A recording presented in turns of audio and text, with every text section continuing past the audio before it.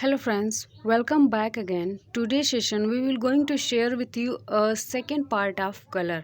So आज के session में कलर के सेकेंड पार्ट को डिस्कस करेंगे और जानेंगे कि कलर का सेकेंड पार्ट क्या है और इसमें हमको क्या पढ़ना है। तो इसमें हमको प्रांग कलर स्कीम पढ़ना है। ठीक है, हमने मनशेल को फर्स्ट पार्ट में पढ़ लिया था, मनोवैज्ञानिक सिद्धांत को भी पढ़ लिया था। ठीक है, और जो रासायनिक सिद्धांत है उसको भी कवर कर लिया था फर्स्ट पार्ट में। अब सेकंड पार्ट में बस हमको प्रांग कलर स्कीम को पढ़ना है। ठीक है, ये मोस्ट इम्पॉर्टेंट टॉपिक है कलर में। ठीक है, तो चलिए वीडियो को स्टार्ट करते हैं बिना टाइम वेस्ट के और देख लेते हैं कि प्रांग कलर स्कीम क्या है।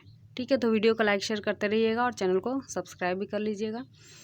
तो ठीक है, तो जान लेते हैं प्रांग कलर स्कीम, क्योंकि ये प्रांग नामक वैज्ञानिक द्वारा स्कीम दिया गया था। ठीक है, ये इस सिद्धांत का प्रतिपादन किसने किया था? तो प्रांग नामक वैज्ञानिक ने किया था, इसीलिए उन्हीं के नाम पे इस रंग योजना का नाम पड़ा। ठीक है, तो इसीलिए इसे प्रांग कलर स्कीम कहा जाता है। ठीक है, तो इनकी विशेषताएं, रंग की विशेषताएं, प्रांग ने रंगों की 3 विशेषताएं बताई हैं। प्रांग ने रंगों की कितनी विशेषता बताई हैं? तो 3 विशेषताएं बताई। वो कौन कौन सी हैं? तो ह्यू है, ठीक है, क्रोमा है और मूल्य है। ह्यू, मूल्य और क्रोमा, ये प्रांग के अनुसार रंग की 3 विशेषताएं कही जाती है, जिसे 3 डायमेंशंस ऑफ कलर कहते हैं। ठीक है, इसे क्या कहते हैं? तो 3 डायमेंशंस ऑफ कलर कहते हैं। जैसे किसी भी पदार्थ की लंबाई चौड़ाई मापी जाती है, उसी तरह इन डायमेंशंस के थ्रू कलर के हल्केपन को, कलर के गहरेपन को मापा जा सकता है। ठीक है, तो पहला इसमें हम जान लेते हैं ह्यू क्या होता है। ह्यू किसे कहते हैं?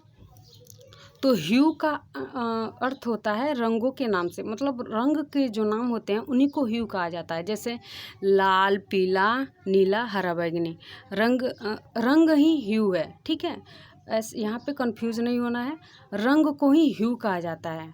रंग को ही ह्यू कहा जाता है। तो रंग कैसे होते हैं? तो रंग लाल, पीला, नीला, हरा, बैंगनी होते हैं। ठीक है, तो इसी को ह्यू कहा जाता है। रंग कहिए या ह्यू कहिए, इसका संबंध रंग के गर्मी एवं शीतलता से होता है। ह्यू का संबंध किससे होता है? तो रंग की गर्मी एवं शीतलता से होता है, अर्थात कौन से रंग गर्म होते हैं, कौन से रंग शीतल होते हैं, ह्यू यही बताता है और इसका संबंध उसी से होता है। ठीक है, अतः प्रांग के अनुसार रंगों को मुख्य 5 रंगों का मतलब ह्यू को 5 मुख्य वर्गों में वर्गीकृत किया जा सकता है या किया गया है। ठीक है, जैसे प्राथमिक रंग, मध्यवर्ती रंग, तृतीयक रंग, चतुर्थक रंग, ठीक है, आदि और भी आगे देखेंगे। ठीक है, तो सबसे पहले जान लेते हैं प्रांग के अनुसार प्राथमिक रंग कौन से होते हैं। तो प्राथमिक रंग, प्रांग के अनुसार प्राथमिक रंग 3 होते हैं। प्रांग के अनुसार प्राथमिक रंग कितने होते हैं? तो प्रांग के अनुसार प्राथमिक रंग 3 होते हैं, लाल, नीला और पीला। ये प्राथमिक रंग है। किसके अनुसार? तो प्रांग के अनुसार। यह 3 रंग ऐसे होते हैं जिन्हें किसी अन्य रंग से प्राप्त नहीं किया जा सकता, अर्थात ये किसी भी अन्य कलर को मिला के बनाया नहीं जा सकता। यह पूर्ण रूप से अस्थायी होता है। ठीक है, इसमें ऐसा नहीं है कि किसी दूसरे कलर को मिला के, किसी दूसरे या तीसरे कलर को मिला के लाल और नीला, पीला बनाया जा सके। ठीक है, ये प्रांग का कहना है कि यह प्राथमिक रंग किसी दूसरे रंगों के मिश्रण से नहीं बनते। ठीक है, इनको उन्हीं के रूप में प्राप्त किया जाता है। ठीक है, द्वितीयक रंग। अब द्वितीयक रंग इनके अनुसार कौन से होते हैं? तो द्वितीयक रंग 2 प्राथमिक रंग, अर्थात जब नीला, पीला और लाल मिलते हैं, जब 2 प्राथमिक रंग मिलते हैं तो उन्हें मध्यवर्ती रंग कहा जाता है, द्वितीयक रंग कहा जाता है। जैसे द्वितीयक रंग पे यहाँ पे देख सकते हैं आप, 2 प्राथमिक रंगों के मिश्रण से द्वितीयक रंग बनते हैं, जैसे हरा और बैंगनी। यहाँ पे आप देख सकते हैं, यहाँ पे प्राथमिक रंग कौन से हैं? तो प्राथमिक रंग ये है। ठीक है, प्राथमिक रंग, मैं कलर चेंज कर दे रही हूँ। प्राथमिक रंग कौन से हैं? तो ये है, ये प्राथमिक रंग है। रेड है, यहाँ पे ब्लू है, यहाँ पे येलो है। ठीक है, ये कौन से हैं? तो ये प्राथमिक रंग है। और जब इनका मिश्रण होता है, जब रेड मिलता है और ये येलो मिलता है, तो यहाँ पे आपका सेकेंडरी कलर मिलता है। ठीक है, ये है सेकेंडरी कलर। यहाँ पे आप देख सकते हैं जब ब्लू और रेड मिलता है तो यहाँ पे सेकेंडरी कलर मिलता है, जिसको हम पर्पल कह सकते हैं या पिंक कलर कह सकते हैं। ठीक है, यहाँ पे आप देख सकते हैं कि जब येलो और ये ब्लू कलर मिला है तो यहाँ पे सेकेंडरी कलर बना है। ठीक है, अब देख लेते हैं मध्यवर्ती रंग। प्राथमिक एवं द्वितीयक रंग के आपस में मिलने से, देखिए जब एक प्राथमिक रंग मिलता है और एक द्वितीयक रंग मिलता है तो उसके मिश्रण से जो रंग तैयार होते हैं उसे मध्यवर्ती रंग कहा जाता है। तृतीयक रंग नहीं कहा जाता, मध्यवर्ती रंग कहा जाता है। ठीक है, यहाँ पे बिल्कुल भी कंफ्यूज नहीं होना है। जैसे यहाँ पे आप देख सकते हैं लाल बैगनी के मिलने से लाल बैगनी बनता है। यहाँ पे थोड़ा सा टाइपिंग मिस्टेक है। बैगनी नीला, नीला के मिलने से बैगनी नीला मिलता है। ठीक है, हरा नीला जब मिलता है तो हरा नीला बनता है। हरा पीला मिलता है तो हरा पीला बनता है। पीला नारंगी मिलता है तो पीला नारंगी मिलता है। और नारंगी लाल मिलता है। तो यहाँ पे आप देख सकते हैं कि जब ये दोनों, ये और आपका कह सकते हैं जब ये प्राथमिक रंग और एक सेकेंडरी रंग, जैसे ये मिलेगा, जब ये और ये मिलेंगे तो इसका निर्माण करेंगे। ठीक है, ठीक है, यहाँ पे आप समझ रहे हैं, इसका और इसका जब ये मिलते हैं तो ये इस हल्के रंग का निर्माण करते हैं। ठीक है, आई होप आप लोगों को यहाँ तक क्लियर हो गया होगा। ठीक है, तो चलिए अब जान लेते हैं तृतीयक रंग। हमने क्या पढ़ा? प्राथमिक रंग, द्वितीयक रंग और उसके बाद मध्यवर्ती रंग। अब पढ़ेंगे तृतीयक रंग।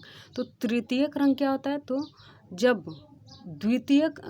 दो द्वितीयक, यहाँ पे थोड़ा सा टाइपिंग मिस्टेक है, जब दो द्वितीयक रंग मिलते, समान रूप से मिलते हैं। ठीक है, जब दो द्वितीयक रंगों को मिलाया जाता है तो उससे तृतीयक रंग बनते हैं। ठीक है, और जब तृतीयक रंग मिलाया जाता है तो चतुर्थ श्रेणी के रंग प्राप्त होते हैं। ठीक है, तो चलिए आगे देख लेते हैं। अब जान लेते हैं प्रांग रंग योजना चार्ट। ठीक है, प्रांग रंग योजना चार्ट। तो प्रांग रंग ने इसी में मूल्य में हम लोग ह्यू में ही पढ़ेंगे। ठीक है, तो इसमें प्रांग ने ह्यू में एक योजना चार्ट दिया है जिसको हम देख लेते हैं सबसे पहले। तो प्रांग ने रंगों को मुख्य रूप से दो वर्गों में बांटा है। प्रांग ने रंगों को दो वर्गों में बांटा है, गर्म रंग एवं ठंडे रंग। गर्म रंग किसको कहते हैं? तो गर्म रंग रंग योजना चार्ट के अनुसार चार्ट के बाएं ओर का जो रंग योजना चार्ट होता है, तो जो बाएं ओर का, ठीक है, बाएं तरफ का रंग होता है उसे गर्म रंग की श्रेणी में लाते हैं। ठीक है, जैसे लाल है, पीला है, ऑरेंज है, ये सब क्या आते हैं? ये सब गर्म रंग की श्रेणी में आते हैं। ठीक है, अब इनकी विशेषता क्या है? तो गर्म रंग वाली वस्तुएं आकार में बड़ी एवं पास दिखाई देती हैं। क्वेश्चन यहीं से बनते हैं। ठीक है, कि कौन सी रंग पास आता दिखाई देता है, कौन सा आकार में बड़ा दिखाई देता है, ये सब। ठीक है, तो गर्म रंग प्रसन्नता, खुशी, उत्तेजना एवं प्रेरणा के परिचायक होते हैं। कौन से परिचायक होते हैं? तो गर्म रंग अधिक गर्म रंग उत्तेजना एवं बेचैनी उत्पन्न करते हैं। ठीक है, अतः गर्म रंग से निकटता का बोध होता है। ये क्वेश्चन एग्जाम में पूछता है कि किस रंग से निकटता का बोध होता है या किस रंग से दूरी का बोध होता है। ठीक है, तो अब जान लेते हैं ठंडे रंग क्या होते हैं। तो जब ये था बाएं रंग के, तो बाएं चार्ट के बाएं अनुसार बाएं तरफ के रंग क्या होते हैं? गर्म रंग होते हैं। और दाएं तरफ के रंग ठंडे रंग होते हैं, जैसे नीला है, हरा है। ठीक है, ये सब क्या होते हैं? ठंडे रंग की श्रेणी में आते हैं। ठीक है, इनका काम क्या है? तो ये रंगों को दूर ले जाते हुए, वस्तुओं को दूर ले जाते हुए और आकार में छोटे होने का आभास दिलाते हैं। जैसे लगता है कि इससे वस्तुएं दूर हैं। ठीक है, और आकार में ये छोटा दिखाता है। ठीक है, जैसे अगर हमारा रूम बहुत बड़ा है तो हम उसमें गाढ़े रंग का प्रयोग करेंगे। ठीक है, तो वो रूम और भी छोटा हो जाएगा, और जैसे ही हम हल्के रंग का प्रयोग करते हैं तो रूम बड़ा होता जाता है। ठीक है, तो ठंडे रंग आँखों एवं मन को शांति, विश्राम, संतोष, शीतलता, आराम के भाव को जागृत करते हैं। ठंडे रंग किस भाव को जागृत करते हैं? तो आँखों एवं मन को शांति देते हैं, ठीक है, संतोष देते हैं, शीतलता एवं आराम का भाव जागृत करते हैं। अधिक ठंडे रंगों के प्रयोग से क्या होता है? तो उदासीनता छा जाती है, ठीक है। अब जान लेते हैं मूल्य क्या होता है, ठीक है। मूल्य पहले हमने पढ़ा ह्यू, अब जान लेते हैं मूल्य। तो यह दूसरा महत्वपूर्ण गुण है रंगों का, यह दूसरा प्रांग के अनुसार यह दूसरा महत्वपूर्ण गुण है या विशेषता है। मूल्य का अर्थ क्या होता है? तो मूल्य का अर्थ रंग के गहरे रंग से, गहरे या हल्केपन से लगाया जाता है। मूल्य का अर्थ होता है रंग का गहरापन या हल्कापन, ठीक है, सिंपल। किसी भी रंग में, और ये हल्का और गहरापन कैसे प्राप्त होगा हमको, ठीक है। तो किसी भी रंग में जब हम सफ़ेद या काले रंग की मात्रा को मिलाते हैं तो इससे रंगों के भिन्न भिन्न मूल्य प्राप्त होते हैं। अब भिन्न भिन्न मूल्य कैसे प्राप्त होते हैं? तो जब हम किसी भी कलर में सफ़ेद रंग मिलाते हैं तो वो क्या होता है? सफ़ेद, यहाँ पे सबसे पहले जान लेते हैं कि सफ़ेद रंग का मूल्य क्या होता है और काले रंग का मूल्य क्या होता है।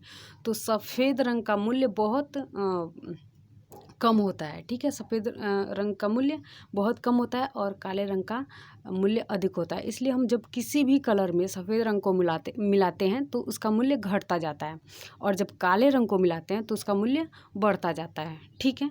तो इसी हल्के और गहरेपन से मूल्य का मतलब है, संबंध है, ठीक है। तो मूल्य दो प्रकार के होते हैं, टिंट और शेड। टिंट का अर्थ क्या होता है? तो टिंट रंगों का वह मूल्य है जो सफ़ेद रंग के मिलने से अपने वास्तविक रंग से हल्का हो जाता है, उसे टिंट कहते हैं। जैसे कलर का जो हल्कापन होता है उसी को टिंट कहते हैं, और कलर का गाढ़ापन शेड कहलाता है। जैसे किसी भी रंग में शेड को कब प्राप्त कर सकते हैं? जब किसी भी रंग में काले रंग को मिलाएंगे तो वो और गाढ़ा होता जाएगा, तो उसी को शेड बोला जाता है, ठीक है। यहाँ पे जैसे देख सकते हैं, मैरून है, नेवी ब्लू है, ठीक है।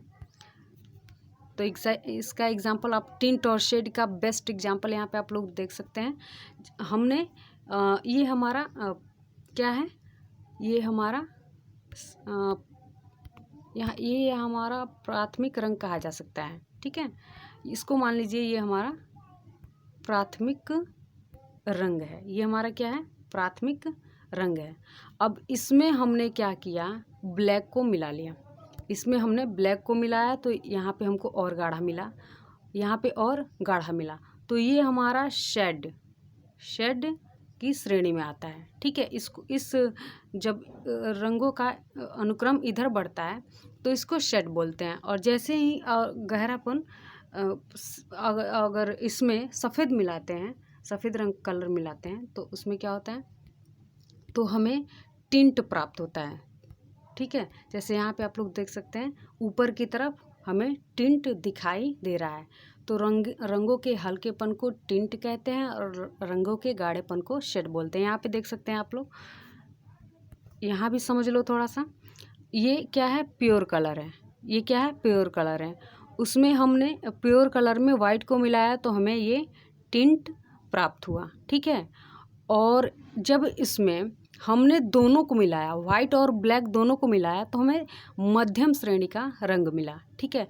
और जब हमने उसमें सिर्फ ब्लैक को मिलाया तो हमें शेड मिला, ठीक है। क्या मिला? शेड मिला। यहाँ पे आप देख सकते हैं, ठीक। यहाँ तक सबको क्लियर हो गया होगा आई थिंक। अब देख लेते हैं रंगों का तीसरा मूल्य। रंगों की तीसरी विशेषता क्रोमा, ठीक है। क्रोमा, तो क्रोमा का अर्थ क्या होता है? तो क्रोमा, रंगों की तीव्रता को क्रोमा कहते हैं। रंगों की तीव्रता, ठीक है, रंगों की तीव्रता को क्रोमा कहते हैं। इसका तात्पर्य रंगों के चमक एवं धुंधलेपन से है, ठीक है। रंगों के सबलता एवं दुर्बलता का आभास इसी से होता है। क्रोमा से ही रंगों के सबलता एवं दुर्बलता का आभास होता है, ठीक है। तीव्र रंग की वस्तुएं आकर्षक एवं प्रभावशाली होती हैं, ठीक है। जैसे आप कहते हो कि जो चटक कलर की, ठीक है, जैसे यहाँ पे आप देख सकते हो ये क्या है, ये रंगों की तीव्रता है। जैसे जैसे ये आगे बढ़ता गया है इसमें वाइट मिलता गया है, ये धुंधलापन होता गया है। तो ठीक है, तो यहाँ पे देख लीजिए ये क्या है, रंगों का गहरापन है और ये रंगों का हल्कापन है। फिर यहाँ पे गहरापन है, फिर हल्कापन है। ठीक है, तो इसी रंग के दुबलेपन, ठीक है, रंग के चमक, यहाँ पे जब रंग गाढ़ा होता है तो अधिक चमकीला होता है, और जब रंग हल्का होता है तो कम चमकीला होता है। ठीक है, तो इसी रंगों की तीव्रता को, चमक को और धुंधलेपन को क्रोमा कहते हैं। ठीक है, तो यहाँ पे देख लेते हैं तीव्र रंग की वस्तुएं क्या होती हैं, आकर्षक एवं प्रभावशाली होती हैं। ठीक है, जो क्या करती हैं, व्यक्ति के ध्यान को अपनी तरफ खींचती हुई सी प्रतीत होती हैं। जैसे व्यक्ति का ध्यान क्या आ जाता है, तुरंत उस पर आकर्षित हो जाता है, तुरंत उस पर चला जाता है। और जब कम तीव्र की वस्तुएं होती हैं तो वो थोड़ी सी शांत और शालीन होती हैं। ठीक है, इनसे इनका मूल्य घटता है। ठीक है, यहाँ तक आपको क्लियर हो गया होगा। अब थोड़ा सा और एक आध पॉइंट देख लेते हैं। गृह सज्जा में रंगों के मानसिक प्रभाव छोड़ने के आधार पर इन्हें निम्न वर्गों में बांटा गया है। गृह सज्जा में हम ये कलर स्कीम किस में पढ़ रहे थे, तो गृह सज्जा में ही पढ़ रहे थे। ठीक है, तो इसके आधार पे गृह सज्जा में रंगों के मानसिक प्रभाव के छोड़ने के आधार पर इन्हें निम्न वर्गों में बांटा जा सकता है। जैसे गर्म रंग, क्या गर्म रंग को अभी हमने पढ़ा, लाल, पीला और नारंगी। ये एग्जाम में पूछता है कि गर्म रंग कौन से हैं और शीतल रंग या ठंडे रंग कौन से हैं, तो यहाँ पे कंफ्यूज नहीं होना है। और शीतल रंग हरा और नीला। ठीक है, भारी एवं हल्के रंग। ठीक है, भारी रंग कौन से होते हैं, तो हरा, भूरा, लाल, ये हैवी कलर हैं। बैगनी, नीला एवं गुलाबी लाइट कलर हैं, मतलब हल्के रंग हैं। आगे बढ़ने वाले और पीछे हटने वाले रंग, तो आगे बढ़ने वाले रंग, गर्म रंग आगे बढ़ते से प्रतीत होते हैं, जबकि ठंडे रंग पीछे हटते से प्रतीत होते हैं। और ठंडे रंग और गर्म रंग को हमने अभी पढ़ा हुआ है।